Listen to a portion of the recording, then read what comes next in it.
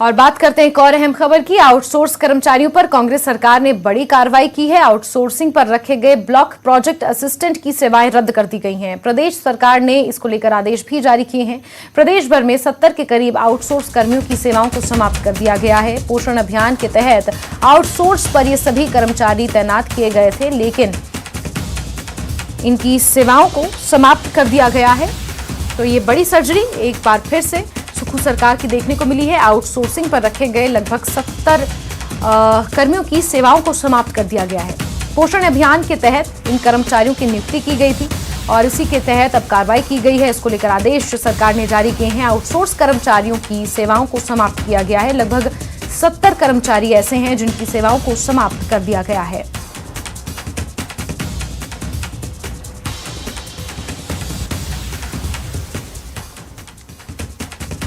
और सीधे रुक करें हमारे सहयोगी राजेंद्र का ज्यादा जानकारियों के साथ इसी खबर पर जुड़े हुए हैं। राजेंद्र, एक बार फिर से ये बड़ी सर्जरी देखने को मिली है सुखू सरकार की। 70 आउटसोर्स कर्मियों की सेवाओं को समाप्त कर दिया गया है। अतिरिक्त जानकारी। जी, ब्लॉक प्रोजेक्ट असिस्टेंट इनको रखा गया था। हर ब्लॉक में जो तो एक प्रोजेक्ट असिस्टेंट रखा गया था और ये पोषण अभियान के तहत ये इन सब की तैनाती हुई थी। केंद्र सरकार की तरफ से ये परियोजना है और इसका जो फंड है वो भी केंद्र सरकार की तरफ से जनरेट किया जाता है। हालांकि प्रदेश सरकार का अहम योगदान रहता है। जहां तक कर्मचारियों की बात है तो वो प्रदेश सरकार के द्वारा आउटसोर्स पर रखे गए थे और पिछली सरकार ने इनकी नियुक्ति की थी। लेकिन अब केंद्र सरकार की तरफ से हालांकि 2 साल पहले ये बात कही भी गई थी कि अगर संभव हो सके राज्यों को तो जो कर्मचारियों की संख्या है वो सीमित की जाए, वो नियंत्रित की जाए। लेकिन प्रदेश अब जो है तो जब हिमाचल में प्रदेश सरकार बदली है तो ऐसे में कांग्रेस सरकार ने पिछले कल ही एक नोटिफिकेशन जो महिला एवं बाल विकास विभाग की तरफ से जारी की गई है और इन तमाम 70 से अधिक इनकी संख्या है और इन सब की जो सेवाएं हैं वो समाप्त कर दी गई हैं। और हालांकि 2 दिन बाद इनकी सेवाएं समाप्त करने की इनको बात कही गई है नोटिफिकेशन के अनुसार। जब हमारी इन कर्मचारियों की बात हुई तो उन्होंने कहा कि उपयुक्त समय भी सरकार की तरफ से नहीं दिया गया। इसके अलावा क्योंकि और किसी भी राज्य में पूरे देश में जो पोषण अभियान चला है वहां पे जो असिस्टेंट रखे गए हैं प्रोजेक्ट असिस्टेंट उनको नहीं निकाला गया। हिमाचल पहला और एकमात्र ऐसा राज्य है जहां पर ये उनका दावा है, कर्मचारियों का दावा है कि सिर्फ हिमाचल में ही जो है तो वो उन कर्मचारियों को निकाला गया है। तो ऐसे में एक बड़ा सवाल अब ये कर्मचारी प्रदेश सरकार की तरफ से पूछ रहे हैं कि हमें क्यों निकाला गया है और जो रुख है सुखू सरकार का वो भी स्पष्ट आ रहा है। तो ऐसे में जो और डिपार्टमेंट है उनमें भी इंक्वायरी की जो तो वो संभावनाएं अब बन रही हैं। मुकेश अग्निहोत्री डिप्टी सीएम उन्होंने भी पिछले कल कहा कि जो जल शक्ति विभाग है उसमें जो पिछले 5 सालों में तैनातियां हुई हैं, भर्तियां हुई हैं, उनकी रिपोर्ट तलब की गई है। तो ऐसे में अब आउटसोर्स कर्मियों के पर प्रदेश सरकार का क्या रुख रहता है, ये अब बड़ा प्रश्न हिमाचल प्रदेश में खड़ा हो गया है कि अब सरकार क्या कहती है। लेकिन इन कर्मचारियों का कहना है कि वो जरूर मुख्यमंत्री से मिलेंगे और अपनी बात रखेंगे। बड़ी खबर अब ये हिमाचल प्रदेश में निकलकर सामने आ रही है कि आउटसोर्स कर्मियों का क्या होगा, क्योंकि अलग अलग विभागों में जो डाटा मंगवाना है वो भी अब सुखू सरकार ने शुरू कर दिया है। जी जैस्मिन। बिल्कुल राजेंद्र, अलग अलग विभागों से भी आउटसोर्स पर जो कर्मचारी रखे गए हैं उनका डेटा भी मंगवाना शुरू कर दिया है। ये एक अहम खबर निकल कर आई है। साथ ही राजेंद्र, ये भी आपसे समझना चाहेंगे कि आउटसोर्स कर्मचारियों की अब नाराजगी को किस तरीके से झेलेगी सुखू सरकार और नाराजगी दूर करने के लिए क्या कुछ कदम उठाएगी सुखू सरकार, इस पर भाजपा का क्या रुख रहेगा, ये भी देखना अपने आप में काफी अहम होगा। और एक बात और कि चुनावों से पहले आउटसोर्स कर्मचारियों का मुद्दा भी कहीं ना कहीं हवाओं में था।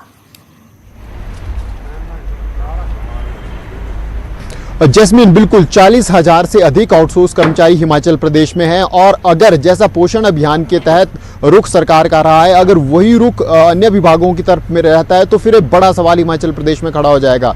और जहां तक आउटसोर्स कर्मचारियों की बात है तो जब पूर्व में वीरभद्र सरकार थी उस वक्त भी एक बड़ा कार्यक्रम पीटरहॉफ के प्रांगण में किया गया था। बड़ी संख्या में आउटसोर्स कर्मचारी पहुंचे थे और उस वक्त वादा किया गया था वीरभद्र सरकार की तरफ से कि आउटसोर्स कर्मचारियों को नियमित किया जाएगा और उनके लिए आरएनपी रूल्स बनेंगे। लेकिन उस वक्त कुछ नहीं हुआ। उसके बाद जयराम सरकार आई। अब शुरुआत में हालांकि जयराम सरकार ने कड़ा रुख रखा, लेकिन जैसे जैसे समय बीतता गया तो मुख्यमंत्री जयराम ठाकुर ने उस वक्त वादा किया कि आउटसोर्स कर्मचारियों के लिए जो सरकार जो भी संभव हो सकेगा वो किया जाएगा। एक कमेटी बनाई मंगवाई गई, अलग अलग विभागों से रिपोर्ट्स मंगवाई गई। जो तत्कालीन कद्दावर मंत्री महेंद्र सिंह थे उनकी अध्यक्षता में कमेटी बनी, सुखराम चौधरी उस वक्त के मंत्री थे वो उसमें शामिल किए गए। तो एक बड़ी प्रोसेस चली, लेकिन लास्ट में जो आउटसोर्स कर्मचारियों के हाथ में कुछ नहीं लगा। केवल जो बेसिक सैलरी थी उसमें थोड़ा सा इंक्रीज किया गया, 8,000 से 10,000 की बात पूर्व सरकार के द्वारा की गई। और अब इस सरकार में आते ही जो पोषण अभियान के तहत आउटसोर्स कर्मचारी थे उनको निकालने की बात हो गई, और उसके बाद जो जल शक्ति विभाग में कर्मचारी तैनात हैं उनकी जो रिपोर्ट है वो उप मुख्यमंत्री ने मंगवाने की बात की है। तो बड़ा सवाल खड़ा हो गया है अब प्रदेश सरकार का क्या रुख आउटसोर्स कर्मचारियों को लेकर रहता है, क्योंकि संख्या बहुत बड़ी है हिमाचल में, 50,000 से अधिक भी ये संख्या हो सकती है अगर सभी प्रोजेक्ट्स और सभी डिपार्टमेंट्स को मिला दिया जाए। तो बड़ा इशू आने वाले रहने वाला है कि सुक्खू सरकार और एक बड़ा सियासी इशू इसे कहा जा सकता है कि आने वाले समय में प्रदेश में देखने को मिलेगा, और भाजपा का इसको लेकर क्या रुख रहेगा ये देखना भी अपने आप में काफी अहम होगा। राजेंद्र, आप लगातार हमारे साथ बने रहिए, आगे भी खबरों पर आपसे हम जानकारियां लेंगे। चलिए आगे बढ़ते हैं, और प्रदेश वासियों को 300 यूनिट निशुल्क बिजली उपलब्ध करवाने के लिए सुक्खू सरकार ने कवायद शुरू कर दी है। इसको लेकर गुरुवार को प्रदेश सचिवालय में मुख्यमंत्री ने पहले बिजली बोर्ड के बीओडी में हिस्सा लिया और बोर्ड की आर्थिक स्थिति और उत्पादन क्षमता के बारे में विस्तार से जानकारी ली। इसके अलावा उन्होंने बिजली उत्पादन बढ़ाने पर भी लंबी बातचीत की। बिजली बोर्ड के साथ बैठक के बाद मुख्यमंत्री ने प्राइवेट इन्वेस्टर्स के साथ भी बैठक की और प्रदेश में बिजली उत्पादन बढ़ाने की संभावनाओं पर चर्चा की गई। यहां सरकार ने निजी कंपनियों को जल विद्युत क्षेत्र में निवेश के लिए आकर्षित करने के लिए जल्द एक खुली नीति लाने का फैसला भी लिया है। और राजेंद्र हमारे साथ लगातार बने हुए हैं। राजेंद्र, 300 यूनिट फ्री बिजली देने का जो वादा अपने घोषणा पत्र में कांग्रेस पार्टी ने किया है उसके ऊपर अब काम करना सुक्खू सरकार ने शुरू कर दिया है। अलग अलग संभावनाएं यहां पर खोजी जा रही हैं, किस तरीके से बिजली उत्पादन बढ़ाया जाए और लोगों तक मुफ्त में बिजली मुहैया उन्हें कराई जाए। क्या कुछ जानकारियां इसको लेकर मिल पाई हैं राजेंद्र?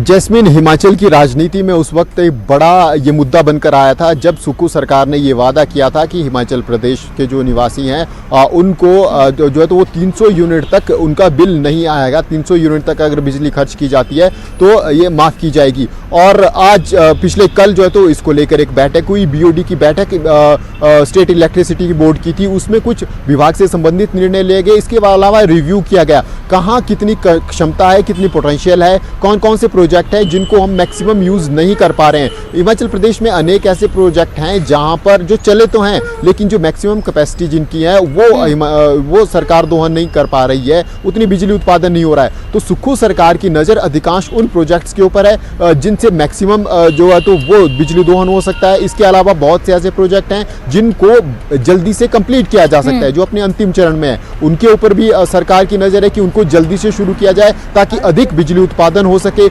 इसके अलावा प्राइवेट इन्वेस्टर्स, कल साई फाउंडेशन को स्पेशली बुलाया गया था, उनकी एक प्रेजेंटेशन भी हुई है।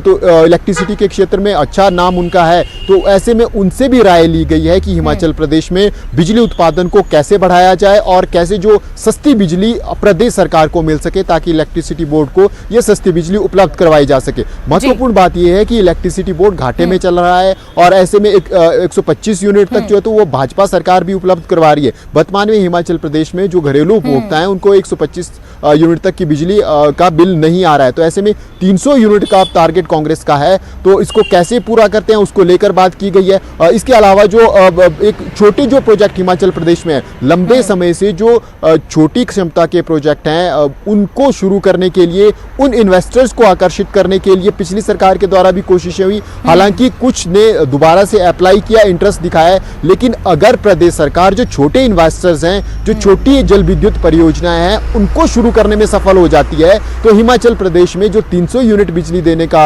जो वादा कांग्रेस सरकार ने किया है वो शायद पूरा हो सकता है। लेकिन छोटे राजेंद्र, कहीं ना कहीं विजन जरूर यहाँ पर सुक्खू सरकार का नजर आ रहा है, क्योंकि लगभग छोटे बड़े कुल मिलाकर 12 के आसपास विद्युत परियोजनाएं हिमाचल प्रदेश में संचालित होती हैं। कैसे उनसे मैक्सिमम प्रोडक्टिविटी निकाली जाए और जो वादा कांग्रेस पार्टी ने किया है जनता से कैसे उसे पूरा किया जाए, इस पर अब काम करना शुरू कर दिया गया है। राजेंद्र, नजर आप बना के रखिए, दोबारा जुड़ेंगे आपसे, जानकारियां लेंगे। फिलहाल के लिए बहुत शुक्रिया।